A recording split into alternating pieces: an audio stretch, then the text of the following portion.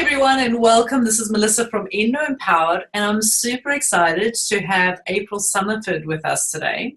She is the Chief Executive Officer at Vital Health and works closely with Dr. Cook, who is a surgeon who incorporates a lot of the holistic approach, and really fascinating to see a surgeon combine these two kind of normally separate ideas. And I invited April along today just because I wanted you to hear her story on, where she's come from, what has brought her to take on this work, and really her journey with wanting to get pregnant, IVF, and hopefully give you some insights around that. So welcome.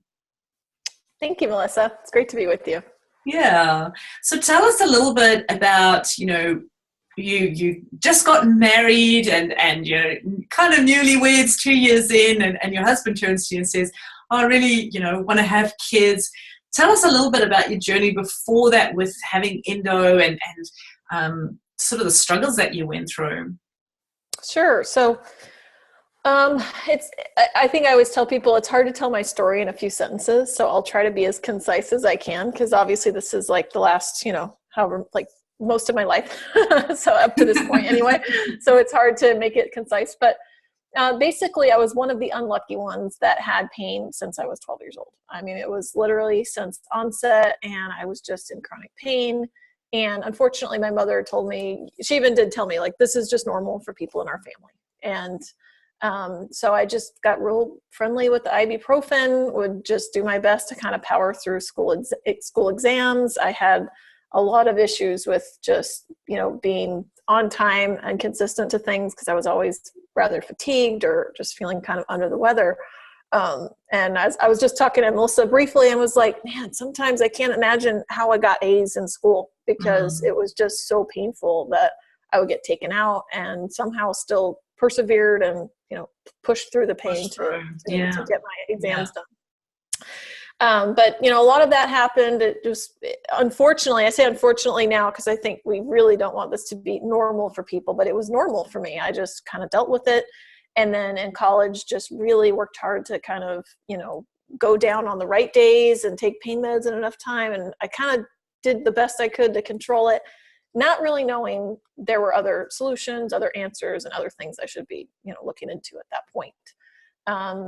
So another piece too, I never went to a doctor really until I was 18. And that was the first doctor I ever complained to about this pain, because my mom was so distrustful of doctors. She didn't believe they were going to be helpful. And in her experience with her pain, they weren't.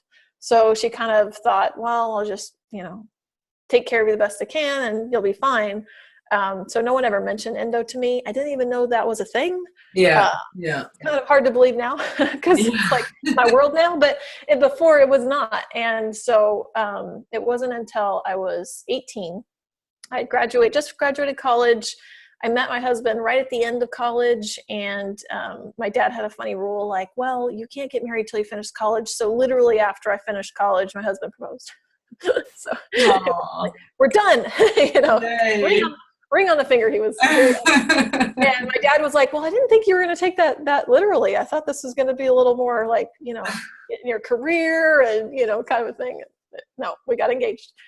And so at that point, I was really talking to my doctor about potentially birth control. And then I remember telling her specifically that I have this pain and that it doesn't seem normal and it really affects me. And I went to a woman doctor hoping that she would be more understanding. Yes. And in fact, she was less. So I felt like she was even more like reinforcing this lifestyle that I had of just like, well, this is your life and you're just going to have to work around it. And it was pretty bad, actually. Put up with it. Just deal with it. Just deal with it. And I was just like, I don't think you understand what I'm talking about, because no woman with this pain would tell another woman this is okay. So she didn't understand. I don't think she had the same issues, so she didn't understand. So it was kind of like go on birth control. I did. Symptoms got better for me for a little while on the birth control. And then my husband was like, I want kids. And I'm like, well, I just really need a little longer. I have my career to work on, and I'm trying to develop that. And he's like, no, I really want kids right now. And I'm like, okay. So I went off birth control. And we spent a good, probably like 2 years just kind of trying on our own, seeing like, you know, is this going to work? And, you know, that kind of thing. And started to get concerned when we weren't getting pregnant. 2 years, yeah. Yeah, and then I was getting worse too, so that wasn't helping. So after the birth control, I was even more like symptomatic and having more problems. So I thought, okay, go back to the doctor, for which she, at this point, was like, oh, well, if you haven't been getting pregnant, then I'm a little concerned. And I'm like, why is this? Like, why wasn't it a concern when like I was in chronic pain? And that never made sense to me. But at that point, she kind of shipped me off to the local, I'm going to say, specialist. He had no qualifications for calling himself that at the time. And he basically said, you know, it is weird. At least he was the first one who said, it is weird you're in pain, and we should look into that. So he did a laparoscopic surgery and found that I had pretty extensive endo, removed it with a traditional cutlery, so bipolar, burned it, and learned later not the best way of dealing with it. I got worse. And then he kind of pushed me out the door and said, you better go to IVF right away. So, now, how did you feel at this time? I mean, you've got your newlyweds, you've got, you know, your husband wants to really have kids. Like, how was your feeling around that? I mean, did you want to have kids at this point? Tell us a little bit about the emotions that you were feeling at that time. Gosh, it's a lot of emotions. It was hard to process. I think it was, yeah, I want kids. You know, it was definitely I would like kids. I've always wanted kids. And to this date, you know, spoiler alert to this moment, don't currently have kids. So I hope that's different in the future. We could talk again. Hopefully that's a different result. But at this moment in time, still not a mom. But, you know, I wanted kids. It just was never occurred to me I was going to have a fertility problem. My mom had extensive problems. I'm going to say she had endo, even though she never confirmed, you know, had endo. Never had a problem having me. It's kind of a weird thing. She even like planned me to the day. Like she counted backwards, decided she wanted someone, a girl in April, named April. And somehow that all worked out. I was born in April, like she wanted. And so in my brain, it was like, oh, well, I'm just going to do that too. And then my mom she was one of those people who did have better symptoms after having kids. Didn't cure the issue. I think that's an important myth that we want to dispel. But it did help her with some of her symptoms. I still have memories of her being pretty sick when I was little, though. So she would be kind of laid out for other reasons. So, which is important to me. I think it's an important distinction. She wasn't cured. She was better. So I didn't think I was going to have fertility problems. I thought, have some kids, feel better, move on, have a career, you know, all the fairy tale dreams we all have. I think that was kind of what I thought. Yeah. And so what was your feeling when they recommended you have IVF? What was the motivation there? Where was your head at? It was not a good place at that point. That the girl who decided to do IVF was not in the most calm, collected, you know, logical decision-making place. At that point, it was rushed. You better do this. Race against the clock. You're going to get old. And I was only 27 at the time, but it was like, you better do this. And so you felt quite a lot of pressure and a little bit of fear, or like... Yes. And it was a lot of fear around, like, all of a sudden, you know, my fertility had been like taken from me. It was like, oh, all of a sudden, like, you can't do this on your own. You need help. We better take over. We're going to take over your system, kind of a thing. And all of that was a lot of promises they did not deliver on. And you spent how much on this? 25? It was 25 plus. Yeah. At the time. And that's actually a cheap clinic. To come to find out, there's clinics they'll put you back, you know, 30,000 or more. And the doctor, it was a really bad experience for me too. I'll say my IVF procedure was terrible. Just crazy things happened that shouldn't have. The clinic should have been more organized. There was definitely some other issues going on. And then my body didn't respond well to drugs at all. I was very sick on them. I was worried about ovarian torsion. The whole thing was not didn't feel like a healthy procedure. No. For me. And then what was your experience with your endo after having had the IVF? Yeah, so mine ended really poorly, and that I didn't have any frozen embryos and I didn't have pregnancy. And it was very traumatizing, obviously, for the whole thing. And then at the very, very end, I was worried that my endo was worse because I was in more chronic pain than when I actually even started, which I was in pretty bad pain to begin with. So I couldn't imagine even having higher levels of pain, but I did. And so I thought, well, I better go get a scan because I'm concerned that something went wrong during IVF. And so I had a scan, and there was a pretty noticeable endometrioma on my left ovary. And it got me thinking, like, those drugs really didn't help my endo, it really made me worse. And because you'd had a scan before then, mm-hmm. and it hadn't developed to an endometrioma. There was nothing visible on an ultrasound. So obviously we know with endo, like, there could have been a misplaced cell in there since birth, since whatever, but nothing came on the ultrasound big enough to show anything at that time. But post IVF, there was a pretty large endometrioma on my left ovary, and it was causing me extensive pain. So pre IVF, I remember just having pain, and I couldn't really pinpoint where it was coming from. Post IVF, I always had that nagging ovary on my left side, and I knew it was my ovary. I was like, nah, it's my ovary, and it's just like, doesn't like something. Yeah. And I was able to quell it with some interventions and some therapies, but it always nagged at me. And then when I had another surgery eventually, and when I did, there was an endometrioma, pretty large in my left ovary. So what would you say to a woman who's kind of on the fence at the moment? She's debating whether she should have IVF. She's maybe feeling a lot of those things that you're feeling, at the time, around feeling pressured, around worrying about whether she'll be able to have kids. What would you say to her? Well, there's a lot I want her to know. I think the first thing I want her to know is that nobody knows everything. So you really can't, you got to take what people say with a grain of salt, and you have to listen closer to your own intuition and to your own knowledge base than you do someone else telling you what's going to be best for you. My background, I have some professional coaching training experience, and the biggest thing we teach people in coaching is that people are creative, resourceful, and whole. And so I told my old coaching instructor, I said, you should have put a disclaimer in there that when you taught us this, that the rest of the world doesn't really treat people this way. And so when you start to work with people who are in higher authority than you, and they treat you like you're the opposite, like you're stupid, you can't come up with resources, and you don't know anything, you really get mad. Like, you start to get very upset. So I would say you are creative, you are resourceful, you are whole. And I know that doesn't make sense right now, and it may feel like you're not, and you might be like, but I have this problem and whatnot. But I would say come from a place where you do actually have answers at your disposal, you have choices. And then from there, start to explore what might be the best options for you in your situation.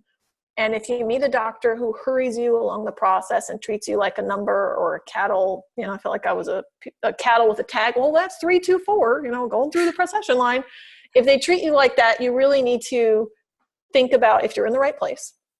And secondly, if you think you're in the right place, you need to speak up for yourself and say, no, you're not going to treat me like this. And I'm going to be the one making the shots here. I'm the doctor. I'm the one in charge of my body. So, I appreciate your expertise and your opinion because you've studied this, but no one has ever been me. I'm the only one like me. So the way this disease manifests in me, it might be very different than the way it does in someone else. And we need to respect that. Yeah. But what would you say in terms of like what decisions she should make? Like, where should she go from here? Should she explore this? Like, what would be your advice, having gone through what you've gone through? What would you have done differently? I would have paused more.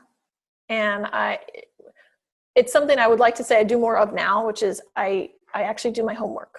So you do need to do your own homework. And it seems counterintuitive in our culture, because it's like, well, that's why the doctor went to school all those extra years, right? Was to get that information. But information is changing so rapidly now, and we're coming up, new studies are being published all the time.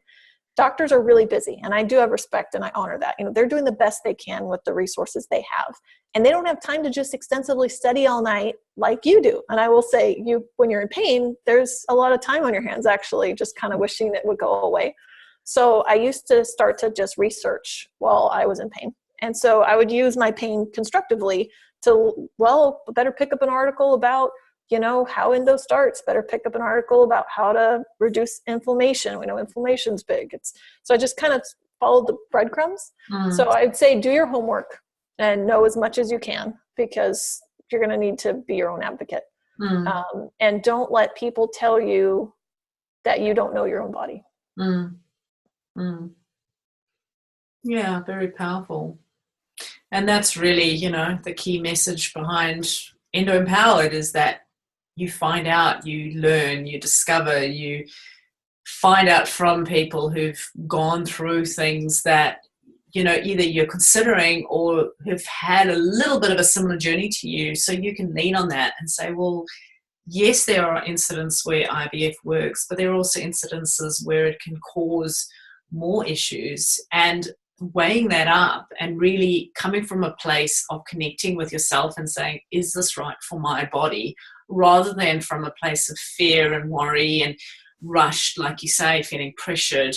That is generally not a good place to make decisions, you know, and allowing yourself to feel strong enough to be your own advocate, to take responsibility and say, well, what are my best choices for me?